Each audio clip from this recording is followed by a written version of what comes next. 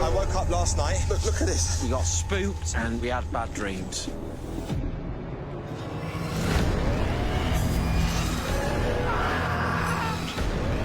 Oh my God!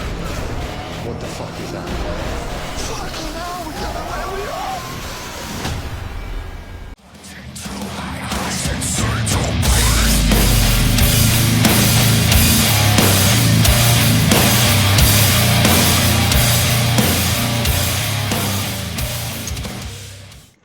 How's it going, folks? Steve Noise. I'm back for another edition of Horror Noise, and tonight we are doing The Ritual, 2017 British horror. British! Let's have it! So, British horrors, bit hit and miss, aren't they? Up until watching this film, I'd say the best British horror of all time was The Descent. This one gives it a run for its money, definitely. That's how good this is. The Ritual, absolutely love it. So it's basically set in the King's Trail, which is a quite famous sort of hiking trail for ramblers and hikers to go to, and it's set in Sweden, but it's on the Norway border. It's directed by a chap called David Bruckner, who's very, very heavily invested when it comes to horror films. He also done The Signal, Southbound, the original VHS. That's fucking, yeah. Love a bit of VHS. VHS 2 was fantastic, but and also done The Siren. So we've been British, had an all British cast. Yeah, again. Sorry to my American followers out there, but I don't know, us Brits, we don't do enough decent horrors. So, you know, like I said, The Descent, we've got this now. Killing of a Sacred Deer, that was technically an Irish horror, even though it's set in America, done with the Irish film board. There was another one recently I saw as well, Let Us Pray, which is Scottish horror. So, for years, the English horrors have been quite a, I wouldn't say an embarrassment. You had Dog Soldiers and a few others, American Werewolf in London, but there's been nothing decent for a good sort of 15-20 years. And I think now with The Descent and The Ritual, I think Britain has finally put itself on the horror map. So yeah.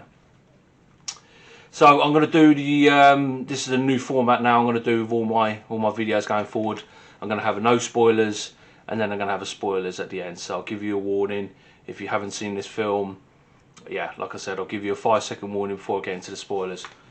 So it's set around a group of lads who are preparing to go on a stag do, and we have a character called Luke, who's played by Ralph Spall.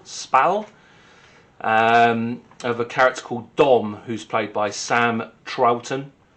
We have a character called Hutch, who's played by Rob James Collier, and Phil, played by Asher Ali. So this is in the synopsis, so I can kind of give it away. A group of lads, they're preparing a stag do, and something sadly happens to the stag. And his sort of wish was to go on this rambling holiday, this trekking holiday in Sweden. So reluctantly, they go on this rambling trip. You know, the sort of main protagonist guy called Luke in it at the beginning, he was like, let's go Ibiza, let's go Amsterdam, let's go to all the sort of typical lads British, let's piss it up, let's get some prostitutes in and all that. But the main guy who was getting married, bless him, he was more interested in just doing nice things, just going on a ramble, didn't want to get pissed, didn't want to hit the old beers. And once they get there, they do this sort of little initiation to you know, for their fallen comrade, so to speak. And you know, a couple of them want to go on and do the full trek through this big massive woods, this big forest there. A couple of the other guys were a bit skeptical and just like, look, we're not professional ramblers, this could get very dangerous. They're like, look, this is what he wanted, let's go for it. So they end up going through these woods, and yeah, the weather starts taking a bad turn, and they're really struggling. They're like, look, we need shelter, we need to go somewhere, and they end up finding this cabin in the woods. It's not a cliche, you know, it was just there, and okay, but anyway, so they end up holding up in there for the night. Luckily, there's no one living there, but there's a lot of strange things going on in this cabin, shall we say. So reluctantly, they stay there the night, and all kinds of horrible hallucinations start happening to these guys. They just wake up in the next morning, and they're all visibly affected and are all visibly changed by something that's happened in this area. And when they wake up the next morning, the actual area around them, the trees have been marked, so it's almost like they've been cursed. And then all hell breaks loose, and it's yeah, it's quite it goes to full throttle very, very fucking quickly, and it doesn't end up too well for these guys. I think that's probably as far as I can go without spoilers, but can I just say one thing about The Ritual? I've seen this thing in modern day horrors with the trailers recently. They give away everything. So if there's a creature, if there's a big monster in it, they just show it in the trailers. They just show it off. They just be like, yeah, this is what's after them. This is what's killing them. And it fucking infuriates me. You're giving everything away. You wouldn't you know, if you're reading a book, you wouldn't want sort of clues to the ending right at the beginning, would you? But that's exactly what Hollywood and a lot of these horror sort of studios and producers are doing now with horrors these days. They're giving everything away. And the one thing about The Ritual is it never gives away what is stalking these guys, not in the trailer, and you, to be honest, you don't see what's out to get them until quite near the very end in full view. And that is the one fantastic thing about this film, especially in the build-up. I didn't have a fucking clue what I was getting myself into, and then when you see it in all its glory, this is the best creature design I've seen probably since The Fly. It was fucking fantastic. Again, I don't want to give too much away, but this entity that's out to get them, when you finally see it, because you see little snippets of it, you know, it's the typical, it's almost like a Blair Witch kind of feel to it. When they're in the forest, you can hear crackles, you can hear things going past the camera like this, and you know, they never give anything away until literally the last 15 minutes, and then you see it and you're like, oh fuck. It's really good. It's really good. So I'm going to give it a little review now. So The Ritual 2017 British horror, I'm going to give it a 8 out of 10. Very solid horror film, shrouded in sort of, again, a little bit like Hereditary, shrouded in guilt and shame. There's quite a lot of sort of digs towards male ego goes into it. I think this is quite a good film. It's not just a sort of basic horror film. There's a good dynamic into it that I think a lot of men and women equally will enjoy, to try and understand male ego and guilt going into it.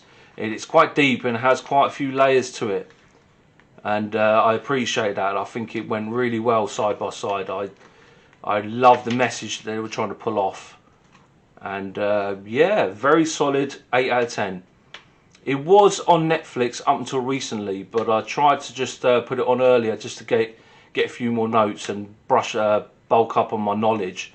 But I noticed it's not on Netflix anymore, which is a shame, because in my eyes it was the best horror on Netflix.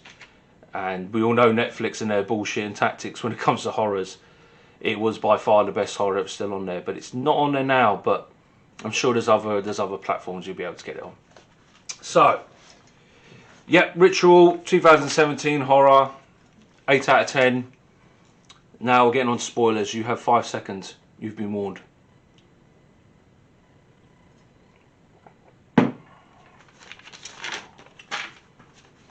Spoilers. Let's do it. So, the opening scene with the guys, couldn't give this away obviously earlier, when they're arguing about what they want to do for the stag do. And Luke witnesses his friend being murdered in the shop, armed robbery, and he does nothing. He chickens out and he runs to the back of the store, and he can hear his mate handing over the wallet and his phone and his watch, and then these, you know, these robbers, these muggers say, "Give me the wedding ring," and he says no, and an argument ensues, a little bit of a fight, and then this guy ends up beating him around the head twice with a pole. And throughout that entire time, Luke is listening to it, and then he looks around the corner and he sees his mate obviously fall down face first in a pool of blood and does nothing. And he's then eaten up obviously by guilt throughout the rest of the film. Now I think any bloke who's watching this review can probably relate, maybe not to the same ridiculously sort of exaggerated lengths, watching a friend getting killed, but I just remember, you know, being a bloke, I was in quite a few situations, especially growing up as a kid, when, you know, someone would disrespect you in school, or someone would have said something and you did nothing, and what you then do is let that eat away at you for weeks, sometimes months on end. You know, you go to sleep and in your head you're just like, why don't you do something? Why don't you do something? You should have fucking done something. So I can relate to this character, Luke, and I think that's one of the most important things in storytelling. You have to be able to relate to these people. Again, nothing to that extreme, but I've been in situations where I'm beating myself up afterwards, like, why didn't I do something? So I thought that was a fantastic little nuance, a little twist into breeding this Luke character's pain and anxiety, which then obviously manifests with the group, because, you know, they're going on this holiday, this trekking holiday, in honour of their friend, and Luke is there, and there's a couple of little subtle digs, or a couple of little looks at each other, like I think it was Dom, when they were giving some little dedication, and he just said, this it shouldn't have happened, he should be here, and then the whole crew just looks straight at Luke, and he obviously looks at them all, and he knows exactly what they're thinking, but they can't say it because they've all got to be friends. So there's a nice little dynamic to this, and it's sort of, like I said, it manifests, and it sort of plants a seed within the group, and it just grows and grows until obviously all of these horrible things happen to them when they go to the cabin and they see the witchcraft. They see this big fucking, I don't know, like this big wicker man with a head missing and antlers for hands. At that point I would be like, I don't care how fucking wet I get, lads, I'm getting out of here, and I'm just walking in one direction. You can stay here if you want, but anyway, so they obviously stay in the cabin, and they have those horrible dreams and those paranoias. I think the character, the Asian fella Phil, he wakes up in the morning, he's in a trance, and he's bowing to this wicker figure. And the other chap, I think is it Dom, he's pissed himself. The other chap, Hutch, I think he's sitting in the corner cowering as well. Something's clearly fucking happening. They walk outside, and then they see literally all of the trees around them have been marked with like this weird sort of, it's like a box with like a tail behind it.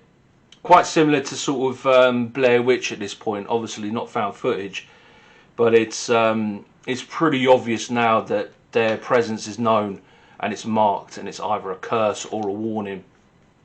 So of course the guys, they try to get out of that area fucking ASAP, and they are taken out one by one by what you don't see it. You know, they'll just be walking, and then they'll camp for the night, and then they'll hear one of their friends being dragged out and screaming, and the suspense and the photography, I can't even bloody talk, cinematography was just fantastic. Like, it just, I don't know, it encapsulated that sense of dread and that horrible anxiety about being in that situation, and it just took them out one by one. And of course this thing, we still haven't bloody seen it to this point, once he's killed them, would just like latch them up on branches and just leave them for the guys to find them, just like this.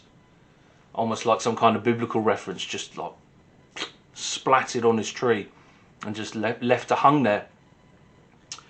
And I think it only gets down to, there's only 2 of them left at this point now, Dom and Luke. And then of course they get to, you know, they're clamouring for their lives. They're desperately trying to stay alive with this thing stalking them. And they get to this town. It's almost like a little sort of little cult town right in the middle of the forest. And it's just very fucking strange how there's just like, you know, a group of people living so isolated in the middle of nowhere. And then it slowly becomes adamant that that Luke, he's favoured. Once they find this town, they're literally held hostage. They're held captive. And Luke, because he has these markings on his body that he got in the cabin, obviously all the others had hallucinations. He actually woke up with marks on his body. He's, for some reason, favoured over Dom, and Dom is literally just beating the shit out of Daly. And this goes on for like a couple of days, and then eventually they talk about the ritual. They did it. So it gets to the point where they basically put Dom out to face this creature, and this is the first time we see it. You see the trees starting to move and the branches and everything, and you're bracing yourself for this big fucking horrible entity. And then this Dom, who's basically just been held up in a post like this, his missus comes out. And Dom's screaming like, "What are you doing here? What are you doing here?" She's like, "It's okay, baby. Everything's going to be fine." And just walks up to him, touches his face, and then he blinks, and then you see the creature for the first time. Fucking hell. How fucking creepy is that thing? Jesus Christ, it's like some giant bison with huge antlers and this creepy little fucking like a Grim Reaper kind of, like, you know, it's almost like a sort of hood, and these tiny little fucking beady eyes just peering out at you, and these creepy little hands just sticking out of its face. So what the fuck? And then the thing just obviously grabs him. It's like this thing is trying to test people. It wants to see if they are worthy. And of course Dom's not worthy, so he follows the same pattern as the rest of the guys and just gets impaled on a tree like he's a used tissue piece of shit. And you're wondering what this worthy cause is. Why is this thing seem to be taking them out one by one, but Luke is seen as somehow superior? And then it sort of transpires. Luke has a sort of conversation with one of the townspeople, and she says that they have been chosen by this creature to live there forever, as long as they worship it. They are untouched. They are immortal. They don't need to feed.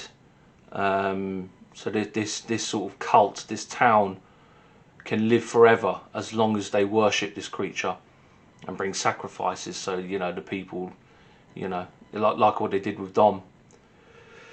Yeah. So of course they're trying to recruit Luke, because they believe because he was touched, he had the markings. And I think the old sort of shaman lady said to him, "You've gone through so much pain, and your pain is just." It's like this creature feeds off pain and anxiety, and I think it's safe to say, after everything that Luke's gone through in this film, he's got tons and tons of pain. So again, they try to offer Luke to the creature, and there's a final sort of battle that emerges, and Luke, for the first time in his life, grows a set. Gets a bit of a backbone, a bit of a spine, and he actually fights back and stabs the creature right between the sort of eyes, just above, with an axe. Doesn't kill it, but manages to run into a clearing, which is just outside the forest. And the creature, whatever curse that's going on with this town, it appears to be within the woods, within the forest, so the creature can't leave.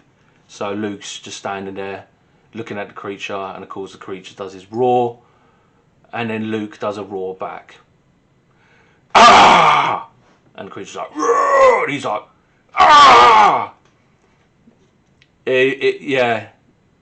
Some say it might be a bit of a corny ending, but I remember laughing out loud first time I saw it, because it's quite a big relief for Luke after everything he's gone through, and he's finally grown a set.